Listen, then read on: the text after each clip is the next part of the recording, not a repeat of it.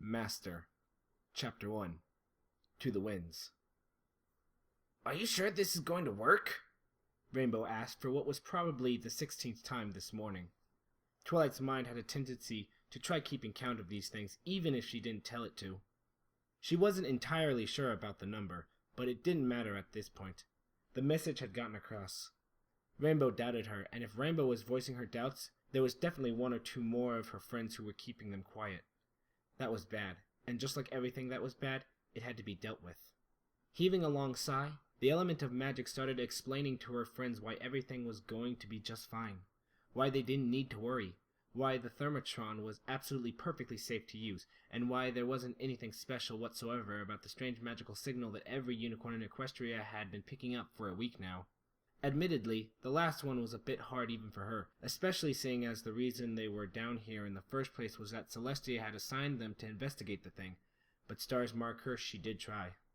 After a long-winded description of their assignments, riddled with excessive arcane details on purpose, to ensure her friends were bored instead of worried, she finally put her hooves to the levers of the device she had created for the purpose of this investigation.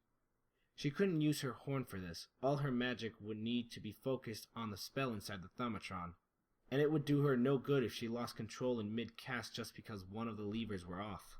"Well, no good is probably a bit of an understatement," Twilight admitted to herself as she planted herself in the thermotron's seat, putting all the levers in place for the spell she was about to cast.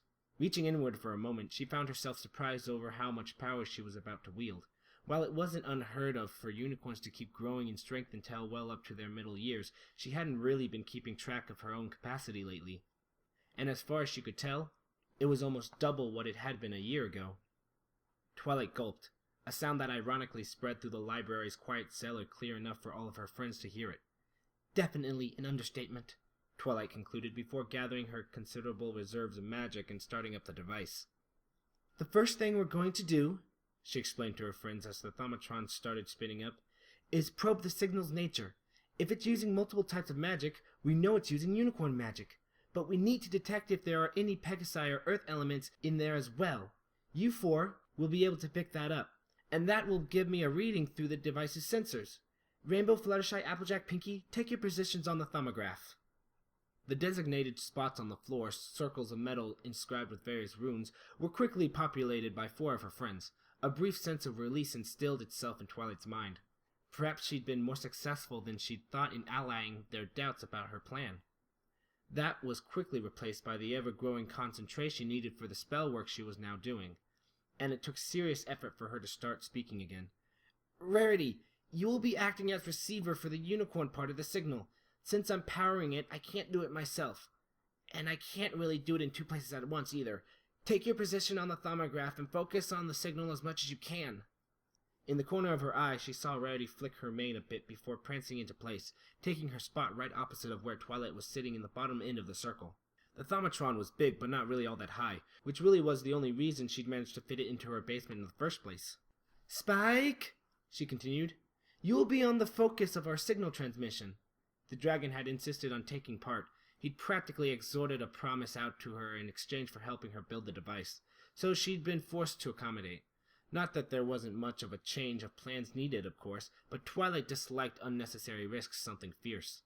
Involving a young-spirited dragon boy in what might be the most delicate magical experiment of the century wasn't really the most sensible thing she'd done in her life. "Once we have identified the nature of the signal, we will need to ping it back to determine its point of origin, and we will use your magical signature as our transmission. Take your position in the center of the thumograph." Admittedly, the last bit was completely unnecessary, seeing as Spike already was just about frozen in place right in front of her, throwing nervous looks at the rapidly spinning metal circle surrounding him every other second. At her words, though, he met her eyes and immediately stood up straighter, sending a brief smile to Twilight's face. At least some ponies still had faith in her abilities, even if he wasn't a pony. "All ready, girls?" She darted a brief look around the room, and over the spinning shapes of the thermotron she could see confident smiles accompanying her friends' nods. Finally, the concentrated frown fled her face, and was replaced with a small grin of her own. "Then let's do this." She tapped into her magic as deep as she could, and forced the pulsating power into the thermotron's core. 10 minutes passed, with nothing but the whirring of machines and the soft humming of Twilight's horn making a single sound in the somewhat crowded basement. 15 minutes passed, and when Twilight finally spoke, the entire group sighed in relief. Okay, I think I have it. A few words of encouragement were passed around, but were quickly silenced by the unicorn's stern look. It wasn't over yet. Twilight was only starting to get a clear grasp of the signal, which didn't have any of the distinct features of unicorn magic as far as she could tell, or anything else she'd seen for that matter. It wasn't like the princess's magic, both of whom had very recognizable signatures, or like what she'd seen of the changeling magic during the invasion. Sombra's magic had been pretty much like a mixture between the princess's magic and the changeling's, with a few quirks thrown in. Even dragonfire and its inherent magical properties seemed familiar in comparison to this. The signal was entirely alien in nature, pulsating in a strange way whenever she focused on it, making it hard to concentrate properly. It was almost as if it was fighting back, trying to deny her efforts from making any progress towards understanding it. This only spurred her on, however. Twilight Sparkle would not be beaten in magical prowess by some mysterious signal out of nowhere. Redoubling her efforts, she once again set about trying to make sense of the signal. It took almost half an hour before she finally gave up her efforts in probing it, during which her friends had all been blessedly quiet, but wielding pained and bored grimaces that pleaded for her to stop dragging this out any further. She gave a frustrated groan, and she shook her head. Okay, we're moving on to the next step. Spike, we're going to transmit your magical signature to the source and see where the signal originates from. Spike, who had almost managed to fall asleep standing, blubbered in surprise before snapping his claws to his forehead in a sloppy salute. Twilight rolled her eyes. It wasn't like she needed him to be particularly alert for any of this, but it was rather irritating to have him act like this despite all of his insisting to take part in the experiment. Where was all the enthusiasm he'd shown just an hour ago? She snorted briefly before moving her focus to the young dragon's magical signature. Just a habit, really, since she'd memorized all of her friends' signatures long ago, and patterning the signal she sent to the Thaumatron just so. With a brief prayer to Celestia that everything would work as she hoped, she pulled the big red transmission lever with her hoof and fired up her signal. 2 seconds later, the gates of Tartar swung wide open on her. The signal had suddenly changed, gone from pulsing to throbbing like the heart of an Ursa Major, and it was writhing in her grasp like it was alive. Her own counter-signal, meanwhile, had flung itself far off from her expected target. She had no idea where it was going, but from all she could feel it was trying to pull her along. Last, but not least. What's going on? Twilight, what's happening? Her friends had obviously noticed something was amiss too. She opened her eyes briefly, and was met by a shocking sight. The basement was flickering in and out of existence, the Thaumatron and its parts almost completely fading from view erratically. In their place were a rocky, barren cave, seemingly turned upside down, the enormous chasm opening beneath them, shining with sunlight. Her friends were all there still, and entirely solid too. There was something else there with them, however. She could make out a strange, off-white creature hovering in the air above Spike, head-to-head with the dragon and well over 3 times his size. 3 times the size of a dragon, but with magical powers so far beyond anything she'd ever felt before she could not even begin to measure it. They were being pulled in by this creature. She was fairly certain of that, and there was nothing she could do about it. The Thaumatron, flickering or not, was using up all of her magic. She didn't have anything at all in her to try keeping herself in place with it, and she had no idea how to accomplish that in the first place. Struggling with all of her being, she squeezed her eyes shut and tried desperately to guide the flow of magic into something resembling order. I can't control! The words made their way across her lips almost by their own accord, but when she heard herself say it, Twilight knew it was over. Resigning herself to whatever fate had in mind for her, she let go of her magic and nothing happened. Twilight slowly opened her eyes and found herself back in the basement. She felt like the world was about to explode, but they were there, all 7 of them together. Fearful looks were exchanged all around, but the strange creature that had been hovering over Spike was gone. At least, so she thought until a small, bright pink something suddenly appeared right on top of the dragon's head, staring right at her with big blue eyes. Twilight had no time to respond, however, for the very next moment her basement dissolved into a blurry mess of noise and movement as she was sent hurtling into the sky. Ah! A scream that was way too girly for Rainbow Dash echoed through the sky. It was quickly cut off as she realized how embarrassing it'd be if anyone saw her doing that, and she broke out of her fall with a practiced maneuver of simply flaring her wings and going into a glide. Once she regained control of her flight, she looked down, and what she saw was worrying. She was pretty familiar with just about every decent-sized city in Equestria and how they looked from the sky. This was very obviously not one of them. Uniform purple rooftops were packed into streets and alleyways, and a strange swaying tower reached skyward to the north. What worried her even more than her lack of geographic knowledge, however, was the fact that there weren't any ponies around. Even on an early morning like this, there ought to be ponies walking around a village of any size. It didn't make sense to her. None of it did. Beginning with the strange magical signal, which she'd felt nothing of, and including everything up until those weird creatures in Twilight's basement appeared, Rainbow Dash didn't like things that didn't make sense, and her usual fallback method, ask somebody who understood, wasn't available at the moment, since the airspace around her was very much empty of any ponies other than herself. What the hey just happened?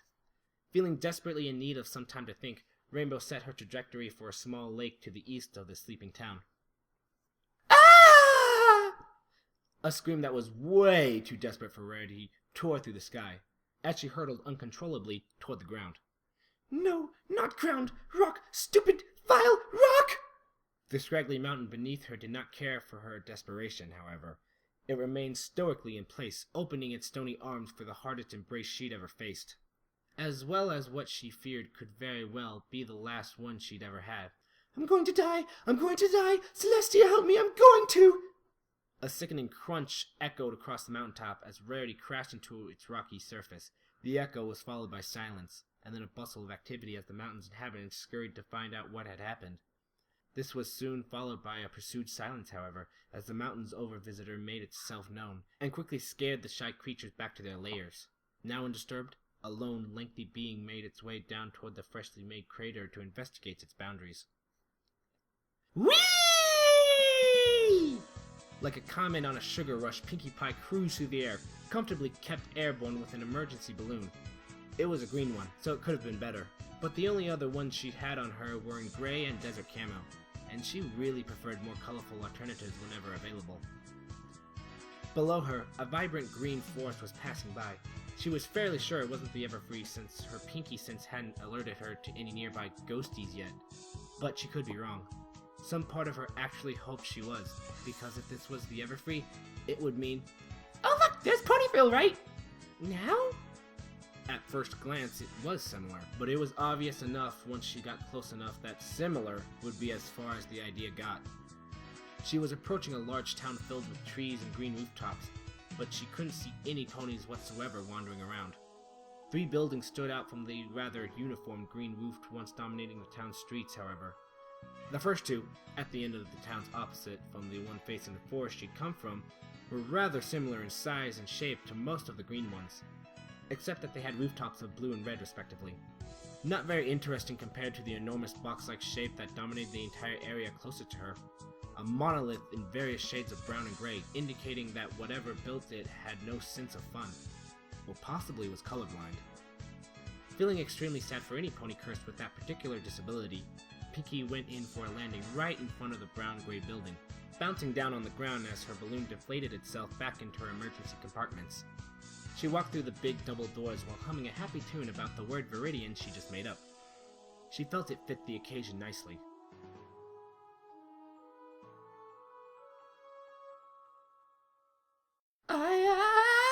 Oof! My goodness. Fluttershy did thankfully not have to fall more than a meter or 2 before landing on the stony surface of the immense tower's roof. She really doubted she would have been able to break her fall on her own. She had been very surprised by suddenly appearing in the air like that, and even if her flying had become better lately, it wasn't quite yet as instinctive as with most other Pegasi. A quick look around presented her with an impressive view of the ocean, cresting waves sweeping by on their way to the shore below her. This kept her fascinated for a few moments, before she realized how far this meant she must be from Ponyville. Oh my. She spent a few moments searching frantically for something she could recognize.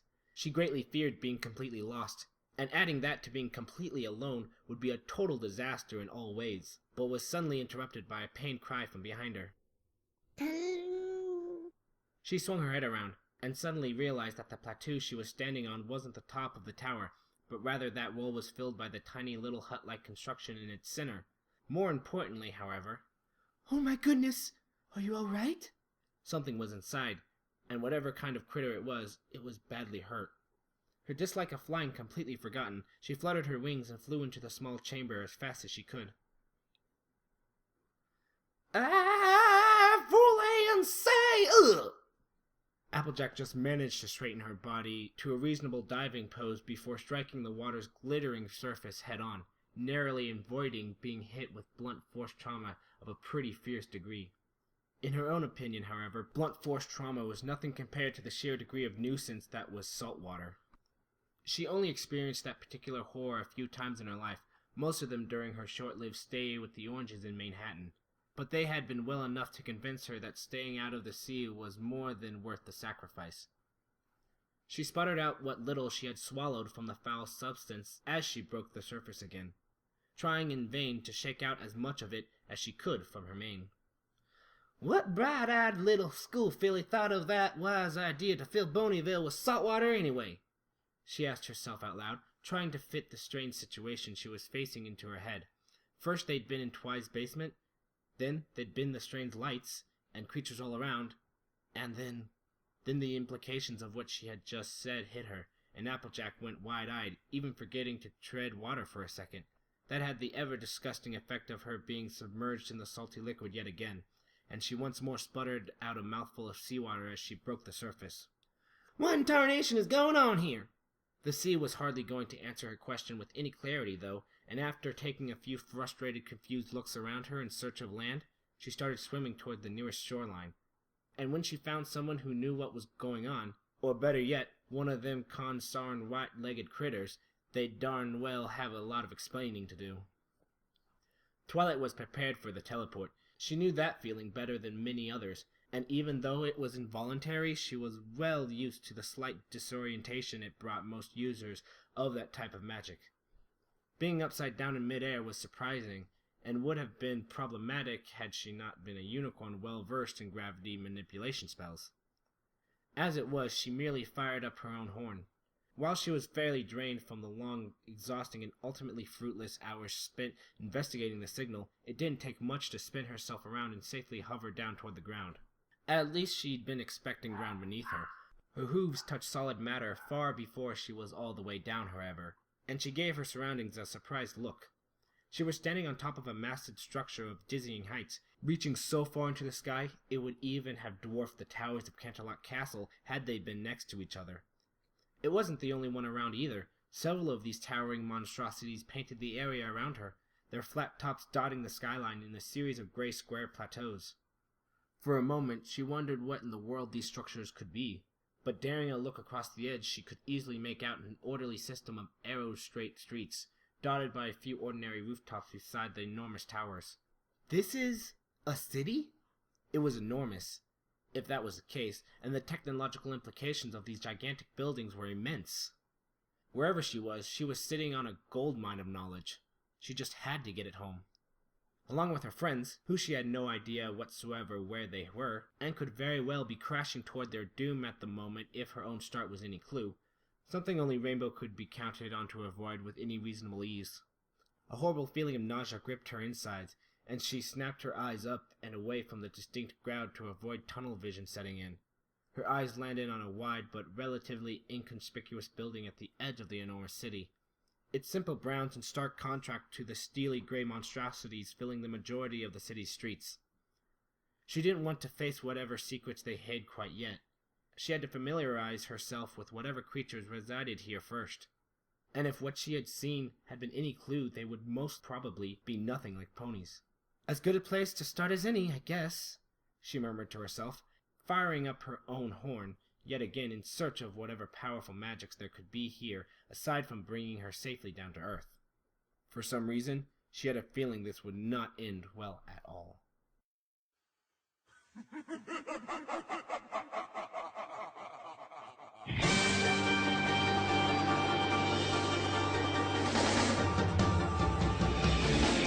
I'm not a fan of puppeteers, but at the night fear someone else is pulling at the strings. Something terrible is going down through the entire town. Man, I'm being all the rage. I can't sit, I can't.